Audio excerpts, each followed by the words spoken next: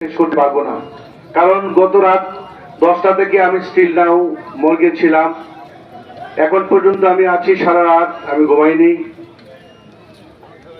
এমন একটি ঘটনা যদি আপনাদেরকে বাস্তব বলি, 1 ঘন্টা আমি শেষ করতে পারবো না। কিন্তু আজকে আপনাদের এই গ্রামের সন্তান, এই গ্রামে সে জন্ম হয়েছে।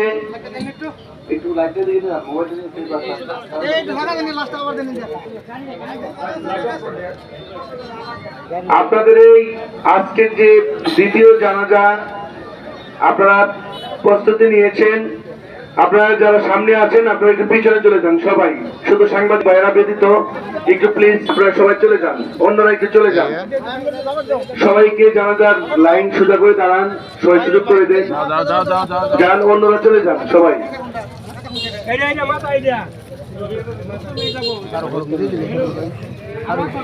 আপনারা জানেন যে গত কাল অনুমান 8 ঘটিক সময় গাজীপুরের চৌরাস্তায় চান্দানা মোড়ে যে ঘটনাটি ঘটেছে, এটি আপনাদের গ্রামেরই তুহিন। আপনারা এই গ্রামে সে বড় হয়েছে। আসলে যেমন তুহিন যদি কোনো কারোর সঙ্গে কোনো ভুল ত্রুটি করে থাকে, আমি আপনাদের কাছে তার কর্তৃপক্ষ হিসাবে, তার বড় ভাই হিসাবে আপনাদের কাছে আমি হাত জোড়ে ক্ষমা চাই। আপনারা কারোর সঙ্গে যদি ব্যাধ করে থাকে, ভুল করে থাকে, আল্লাহর রাস্তায় আপনারা তাকে এখনের পর থেকে মাফ করে দিবেন।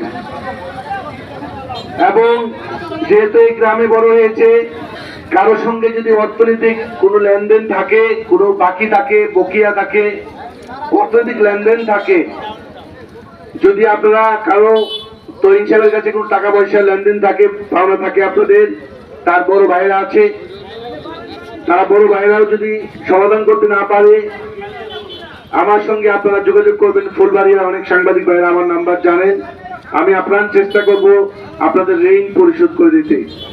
আর কোনোভাবে যদি তরুণ সাহেবও আপনাদের কাছে টাকা পয়সা পেয়ে থাকে, আল্লাহর রাস্তায় তার যে 2টি অবুঝ শিশু আছে, এতিম, আজকে থেকে এতিম শিশু যে হাতে আপনাদের কেউ যদি টাকা পেয়ে থাকেন, তার হাতে দিয়ে দিবেন, তাদের হাতে। আপনি জানেন যে বাবাকে হারিয়ে 2টি বাচ্চা কিছুই বুঝে না, ওর সঙ্গে বাঁচে আসছে। আমি কি বলবো আপনাদেরকে, তার বাবা যে নেই, এই বাচ্চাগুলো কিন্তু বুঝতে পারছে না। আমি এটাকে বোঝাতে পারছি আপনাদেরকে। আমাদের এই আজকে এই গ্রামে অনেকে আছেন, মুরব্বীরা কথা বলবেন, সময় খুব কম। আপনারা এখানে একজন মুরব্বী আছেন গ্রামের, উনি কথা বলবেন, কথা বলে জানাজা শুরু করবেন।